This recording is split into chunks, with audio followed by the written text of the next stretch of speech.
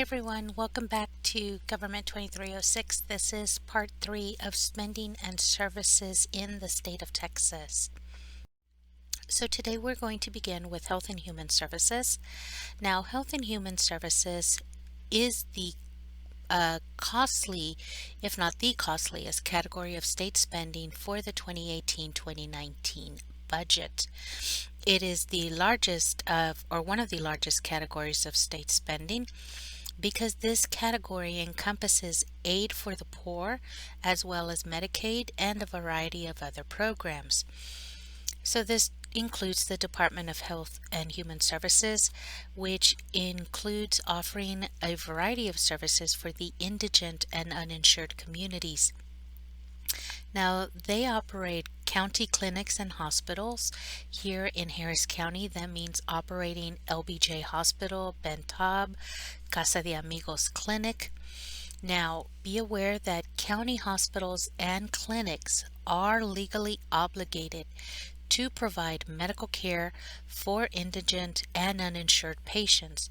And when these people use these county services as their primary care facilities, this usually translates to a rise in cost of services to those that are insured. Now, any emergency care facility in the country is obligated to offer services to everyone and anyone.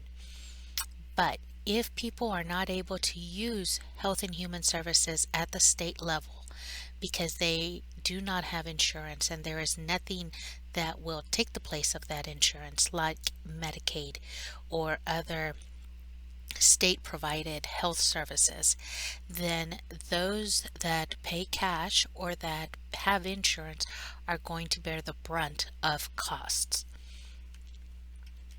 Now, funding for Health and Human Services originates as grants in aid from the federal government. In the 2018-2019 state budget, this was an allocation of $62 billion for Health and Human Services. So this amount accounts for 29% of the state budget in 2018-2019. The funds come from a mixture of federal grants, allocations, payments, and reimbursements. Now, healthcare dominates federal grants to state and local governments. And looking back, as far back as 1980, healthcare received 17% of these grants, but that share rose to 43% by 2000. So 20 years later, we had more than doubled how much we were receiving in grants. And by 2016, that percentage, that 43%, had risen to 60%. Now these increases that we see are driven largely by rising costs of Medicaid, which accounts for more than 90% of all federal health care spending.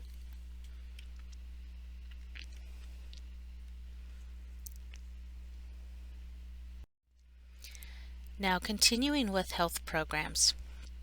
When we talk about health programs at the state level, it is considered socialized medicine. So what socialized medicine really is, it's that the health care is being subsidized in some way by the government.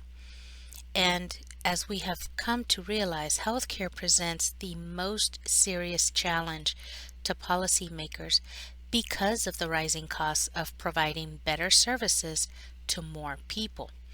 Now, among publicly funded healthcare programs, the federal Medicaid program and the state-administered Medicaid program have become increasingly costly, and private health insurance is becoming more problematic for many Texans. The state also acts as a regulator and a buyer of public health insurance. The Texas Department of Health Services provides personal health services for special populations, the elderly, the disabled, children, such as the children's program CHIP. When it comes to the state budget, the state of Texas spends almost 1/3 of its state budget on socialized medicine, which is in the form of Medicaid. Now, as I have said, there is federal funding. Medicaid does receive more funding than any other single program across the board.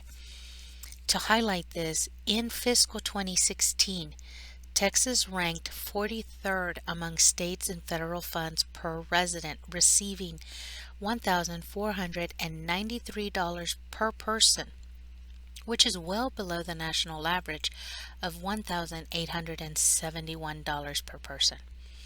So healthcare dominates federal grants to state and local governments. As far back as the 1980s, healthcare received only 17% of these grants. But as I said before, by 2016, we are looking at a jump to 60%. Be aware that the rising costs of not just Medicaid, but of insurance is going to also continue to see this federal spending increase, and it will end up costing the states and the local government more money as the years progress and as the populations get larger.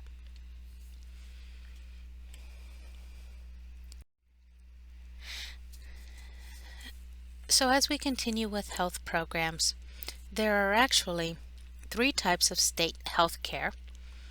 The first one is where the state is the direct provider. This means there are state-run county hospitals and clinics, such as Bentop, LBJ, Casa de Amigos, and others. So the state is the one providing the health care. Now, the second type of state health care is where the state is the payer, but not the provider. This would come out in the form of the state paying employees' health benefits. And third is where the state is the regulator and buyer of private insurance. So in this case, the state dictates what is included in the health policy and then purchases the policies and provides it to its citizens. So some of the examples of these types of health care are, of course, Medicare, Medicaid, and the Children's Health Insurance Program, which is CHIP, which is an example of where the state is the regulator and buyer of the private insurance, who then turns around and sells it to the consumer. Now, there is income support programs such as unemployment insurance. Now, unemployment insurance is funded by a tax on employers and is administered by the Texas Workforce Commission in a state-federal partnership. It is designed as income replacement for those who have lost their jobs due to layoffs. Most of the time, layoffs are the cause and thus eligible for unemployment. For the biennial 2019 year, almost 85% of the total appropriated funds came from federal funds. Another 10% came from the General Revenue Fund from the state. So, the amount you receive in unemployment insurance is dependent on how much you were making before being laid off. Now, another form of income support program is TANF, T-A-N-F, which stands for Temporary Aid for Needy Families. TANF is designed to benefit children 18 and younger whose parents cannot provide for their basic needs. TANF dramatically declined after the welfare reform of 1996. Block grants such as TANF have relatively few strings attached, meaning states have broad latitude in using the money. The maximum a family of 4 with one parent can receive is $354. And a family of 4 with 2 parents can receive $363. While a family is on TANF, these same families could not earn more than $226 and $231 a month, respectively. You cannot receive TANF for more than 2 consecutive years and not more than a total of 5 years. The TANF program was designed to provide a hand up rather than a hand out, encouraging individuals to find employment and eventually cease the need for TANF benefits. These are stopgap measures. The whole point of income support programs is to help you in a time of need, not to be a substitute.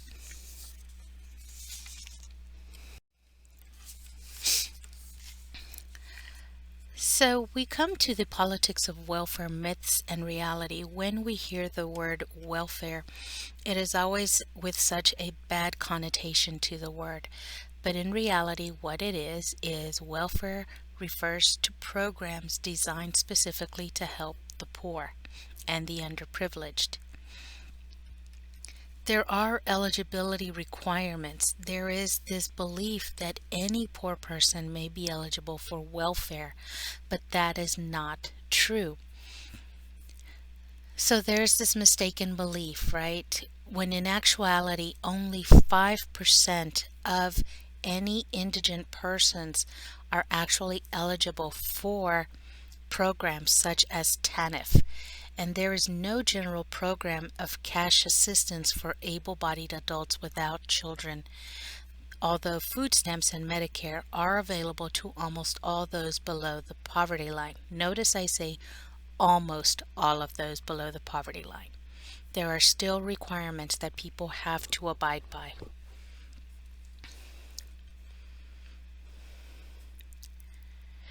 So what we see is that public assistance programs are meant to alleviate rather than cure. So there is this alleviate versus cure struggle that is going on. Critics argue that welfare programs merely alleviate or put a stopgap measure rather than actually cure the problem, and that fraud is rampant throughout the welfare programs. We are providing public assistance, but it is a temporary fix. There is no means of curing the problem or helping recipients better their lot in life in order to move away from welfare programs. Stop and consider when we are talking about welfare, we are talking about a stopgap measure. It is a temporary measure. The idea being that we do not want families to continue the cycle of poverty, right? However, we do know that poverty will continue unless families are able to help themselves with some assistance. But as always, with such socially sensitive issues such as welfare, resentment does occur. Resentment occurs because people erroneously believe anyone can receive welfare and that their tax dollars are going toward helping the people not work. These are the myths, and thus they resent what they don't understand. So it is easy to resent when you don't have all the facts of how welfare functions.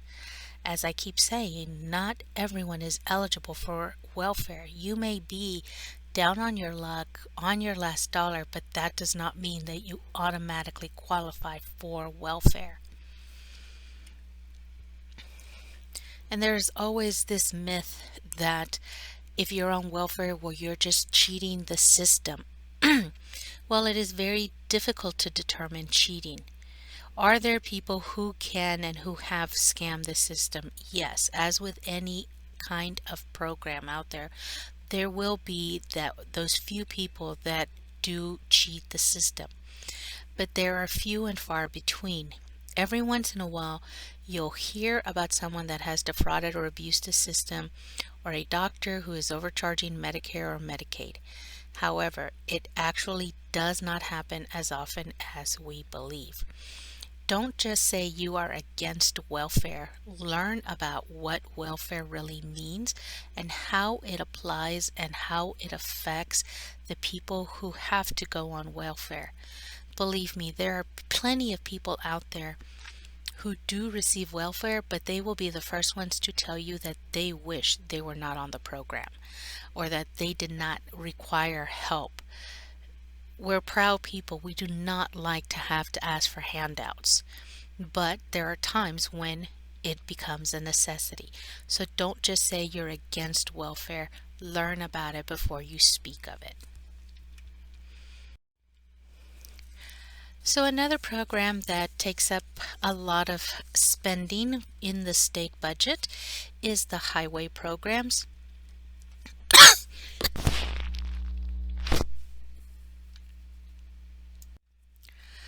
So the Texas Department of Transportation, or TxDOT, provides funding for primary and secondary roads. It is also TxDOT's responsibility to supervise maintenance of the 80,000-mile road system within the state of Texas. And actually, every day we are adding more and more roads, so that 80,000 miles is probably much more by now. However, as we have so many roads, our use, as in Texas's use of mass transit systems, which would alleviate the need for all of these highways, is very low. If you will notice, these cities that have mass transit within their city limits in the state of Texas are, of course, the large urban areas such as Dallas, Houston, San Antonio. And when you stop and consider how often have you used mass transit here in Houston, whether it is the rail, a bus, a park and ride, if we are trying to not spend so much money on the Department of Transportation and the state's highways, well, what better way than to use mass transit? However, we are Texas, we like our cars, and we are going to drive, right? So Texans generally remain very unreceptive to the idea of mass transit systems, and thus we have to provide a large percentage of the state's funds to go towards the highway programs via the Texas Department of Transportation. So funding for highway programs in the state of Texas is a partnership between the state and federal government. The financial constraints have recently forced Texas to investigate privatization of highways. However, what we are finding is that the state likes to have its own highways and be responsible for them, especially when it comes time to deciding whether a highway will be funded via the motor fuel tax or whether it will be funded by tolls. In the 2018-2019 budget, the Transportation Department, or the Highway Department, received $26.6 billion. Now, the commission for the Texas Department of Transportation is supervised by a 5-member commission. That is what the commission is consists of, is 5 members. They are appointed by the governor with the consent of the Senate. Now, the commission members are appointed to 6-year overlapping terms. Now, the commission's purpose is strictly a supervisory capacity. All of the decisions, of course, are made down beneath in the bureaucratic system.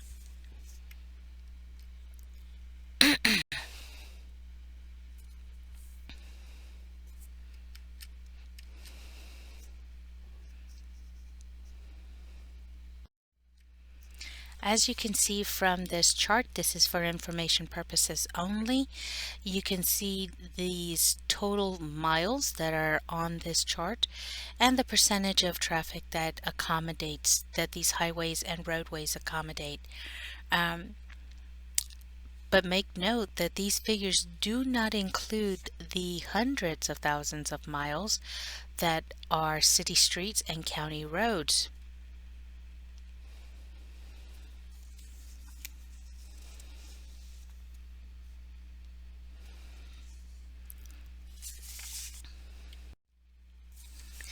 Now, as with all of our other state departments, the Department of Transportation, of course, has its own politics to deal with, specifically funding. Money is not infinite, right? There is limited funding. So highway construction in the state of Texas is a joint state and federal responsibility. TxDOT is the state agency responsible for transportation policy. State monies account for about 60% of TxDOT's funding. Now, the State Highway Fund is supported through a sales tax on lubricants, motor vehicle registration fees, and 3/4 of the 20-cent per gallon motor fuels tax. In one of my previous lectures on spending and services, I asked that you remember what the motor fuels tax goes towards. Here is 3/4 of it. Please go back and figure out where the other quarter is, because you will need to know that.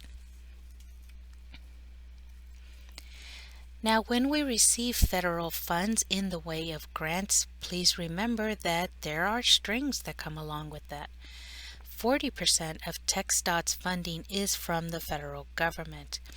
And these strings, it's federal money, people. We're always going to have to account for it in some way, shape, or fashion. Of course, there is the thought of privatization of highways, which comes by way of toll roads. We are paying for the benefit of using the roads. They get us around town quicker, safer, but we pay for the privilege. Stop and think, how many times have you driven on the Hardy Toll Road? Or how many times have you hopped on the Beltway to avoid traffic on any of the major highways through Houston?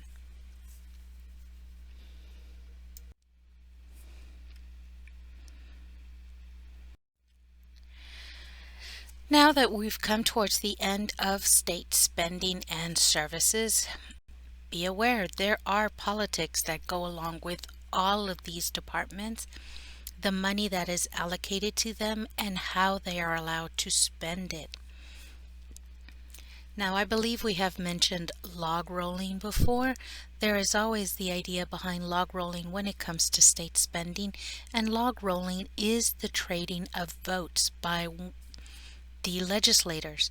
If your program is one of these programs as a legislator, or you have policy for one of these departments, you may end up having to revert to log rolling in order to receive this necessary number of votes to get your policies via laws passed. There's always having to deal with dedicated funds, whether this be by law, statute, constitution. Funds from sources such as the federal government must be used only for specific purposes or agencies. That is the strings that come attached with them. Some of these are the gasoline tax. Remember, the gasoline tax or the fuel tax is split up between two different purposes. And then there are discretionary funds. These, of course, are funds that can be used for anything and by anyone, but there is a finite source. Just because they're discretionary does not mean you have an unlimited amount of money, just that you are able to use them in a more broadly fashion. Part of the politics of state spending is that we have a biennial legislative session. This makes things much more difficult. Budgets have to be for 2 years at a time, thus we are predicting how much we will need for all of the agencies and departments over a 2-year period in order to be successful and provide their services. So we are speculating when it comes to our budget. Lastly, there's always mass transit. As I said, here in Houston, we see Metro every day. This is rail and buses. Plus, they also offer services for the disabled and the elderly. But as I said before, Texans, like most Americans, remain very unreceptive to mass transit unless you live up in the Northeast. As an alternative to individual motor vehicles in the state of Texas, only 4 to 6% of Texas residents regularly commute by urban mass transit, whether that be bus or rail. Only 4 to 6%. So that is not a lot of people riding those buses or those trains. Alrighty, everyone, this concludes the spending and services unit of Texas government. As always, if you have any questions, please feel free to email me. Otherwise, I will be back with our next unit before too long, so shoot me an email if you have any questions or need any clarifications. Y'all stay safe.